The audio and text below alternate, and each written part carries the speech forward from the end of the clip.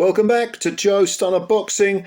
Nathaniel Collins wins a really tough, gruelling 12-round fight over Italy's Francesco Grandelli, and this was for the EBU silver featherweight title. I wish the Commonwealth and the EBU wouldn't go down these stupid, secondary belts route, but that's the way it is. But anyway, never mind the belt. This was a good fight, a very good fight, and Collins just about edged it for me. I had it 115, 113. I'm not sure what the judge... I know the judges had it wider, much wider. And I thought that was hard. That was a little harsh on Grandelli because although Collins was racking up the early rounds, definitely, he had that far better... he just looked more talented. He had a far better skill set. He was using his skills well, moving quite a bit, catching Grandelli coming in. Grandelli was trying to, put pressure on Collins, but Collins was handling it. But of course, it's a 12-round fight, and it's not easy to navigate your way through 36 minutes of relentless pressure. And Grandelli, absolutely no quitting him whatsoever. He didn't slow up. In fact, in the second half of the fight, despite the fact Collins had outboxed him and at times outfought him, Grandelli, I think he was shaken at one point. I can't remember which round it was, but even he got shaken quite bad. He just came straight back. He just didn't seem to care. But Collins, I don't know whether he slowed down or whether, I don't know what it was. I guess it was just a case of his energy level lowered.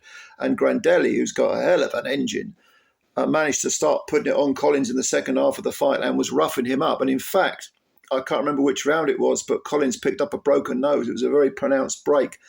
And maybe that was the turning point. He just couldn't carry on with all the slickster stuff.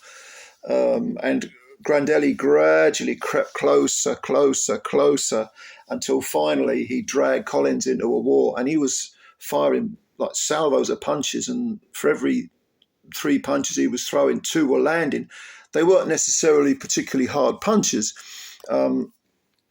Grandelli, in fact, in 18 wins only has 4 KOs. It's just as well because he was landing on Collins. He's got 3 defeats, by the way, 3 defeats now, Grandelli. One of them is a stoppage, and he's got 2 draws, whereas Collins is still undefeated. He moved to 15-0. He's only got 7 KOs himself. So neither of these guys was a big banger. And Collins was a southpaw, which...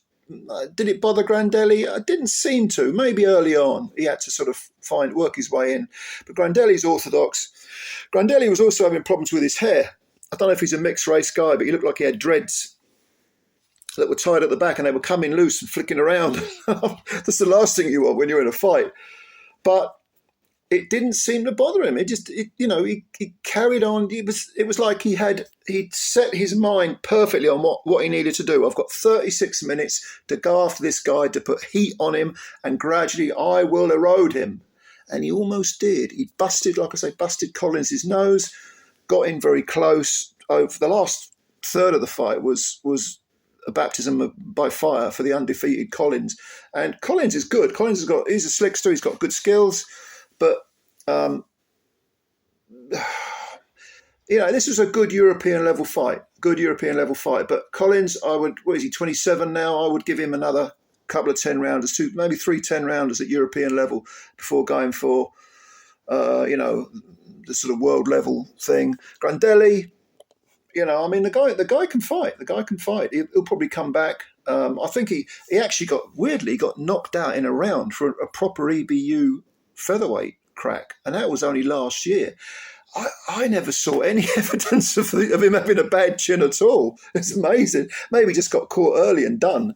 I think he got up, but the ref waved it off. And he also had a draw. He had a draw for the EBU title as well. So he's had a bit of bad luck, really, old Grandelli. But I'll bet you he comes back over here. Someone will bring him back because he's a good test for anyone with European level pretensions, definitely. But yeah, Collins deserved the win. But I would give him a few more 10-rounders at European level. Don't jump into the deep end too quickly. Build it up, incremental steps, and so on and so forth. Because he does have skill, and he did prove that he's got a good heart as well. To carry that broken nose for however many rounds was good. So, what did you think of this fight? Good fight, I thought. On the undercard of the Denzel Bentley, Danny Dingham card, Queensberry card at the York Hall. Let me know what you think. Comments below. Please subscribe to the channel. Pretty please with sugar on top. And hit that like button thing and all, because I count them. All right, guys and girls, thank you very much. See you later. Bye for now.